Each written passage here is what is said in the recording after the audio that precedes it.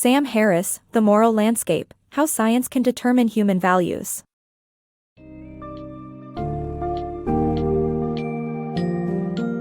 Embark on a thought-provoking journey in Sam Harris's The Moral Landscape: How Science Can Determine Human Values, where he tackles the complex relationship between morality, science, and rational thought. Discover how societal well-being and moral values can be quantified and measured, and how one can make morally superior choices based on scientific knowledge. Harris explores the influence of cultural and religious beliefs on morality and the need for utilizing rationalism to determine what truly benefits the well-being of conscious creatures. This book summary unveils how belief systems cannot change the laws of the universe or scientific facts, stressing the importance of incorporating rational fact-finding to address moral questions.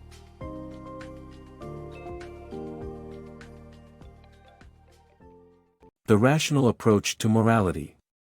The book argues that values can be scientifically understood and moral questions can be simplified to two premises. According to rationalism, questions about values are fundamentally about the well-being of conscious creatures.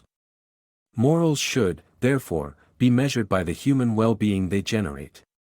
Values that promote people's well-being are morally superior to values that degrade it.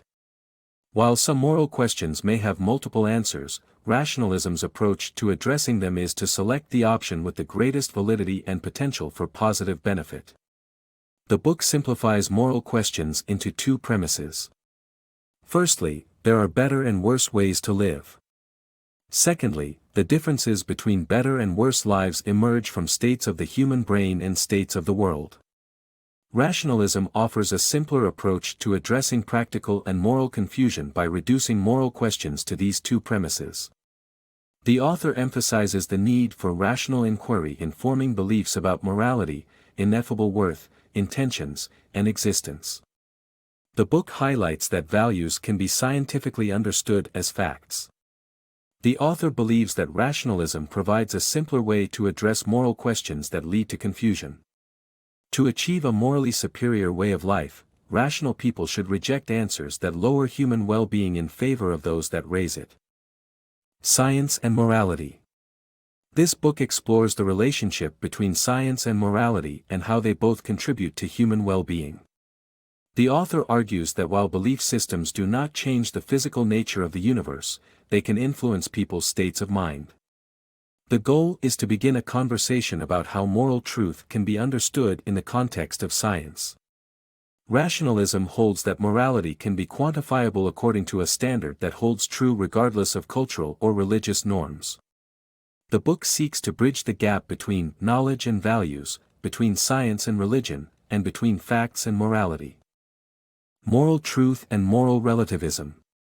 Despite the increasing knowledge of all aspects of the world and its cultures, moral confusion persists. Many well-educated secular people retreat into moral relativism due to the assumption that moral truth does not exist. The book highlights that moral questions have correct and incorrect answers grounded in science and rational fact-finding. If certain behaviors increase well-being and others do not, some behaviors are wrong. Therefore, individuals must examine what comprises moral truth and find ways to alter people's erroneous ethical commitments. Ruth Benedict's study of the Dobu Islanders. Ruth Benedict, an anthropologist, delves into the moral world of the Dobu Islanders in New Guinea, where their cultural norms prioritize the self over the well-being of others. They do not practice altruism in any form and instead, cast spells to kill or make others ill to steal their crops. Every event is attributed to a specific spell, and they live in a cutthroat struggle. Their strict moral order suppresses well-being, making their societal choices clearly immoral, regardless of how they are woven into daily life. Morality and well-being. A system that maximizes well-being for more people is morally superior, and rational thought rejects religion as an arbitrator of morals. Despite changes in various life aspects, individual preferences do not constitute a moral view. Most religions prioritize the afterlife and a supreme being's law above present world well-being, causing believers to justify immoral acts.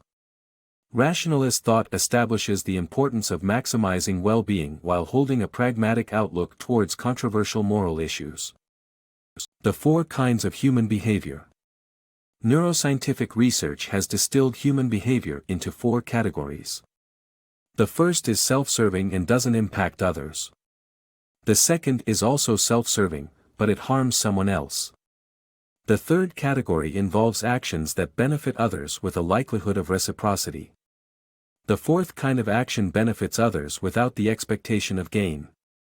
This understanding highlights the importance of human cooperation and how we're the only species that practices this fourth category of behavior. The list also shows the positive and negative motivation behind moral and immoral behavior, helping us recognize actions that increase our well-being and benefit others. The usefulness of psychopaths. Psychopaths serve as a negative example in moral discussions due to their lack of fear and empathy. They find joy in the agony of others and live without social or moral considerations. Studies show that their brains have reduced activity in response to emotional stimuli, making them fundamentally different from non-psychopaths. Despite their distorted perspective, psychopaths often don't see their behavior as problematic. The illusion of free will.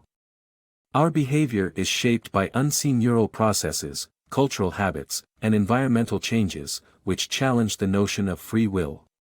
Our brains absorb and respond to multiple channels of information, leading to changes in our interior state, but we often have no clue what drives these changes. Interestingly, others may have a better insight into our internal states and motivations than we do. MRI technology has provided evidence that human will is not the conscious source of our actions. Culture also plays a significant role in defining our behavior within the context of psychology and neuroscience. Therefore, our belief in free will may be an illusion, as we are not entirely aware of the neurological events that motivate us.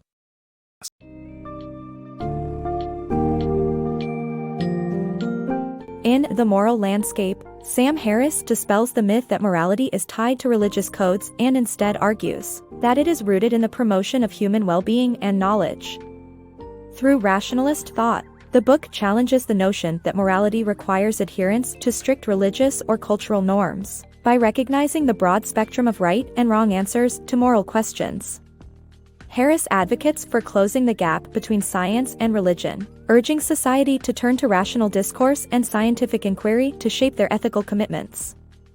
By embracing such an approach, individuals can come to understand both the positive and negative motivations that drive moral or immoral behavior, ultimately making morally sound choices that benefit the greater good.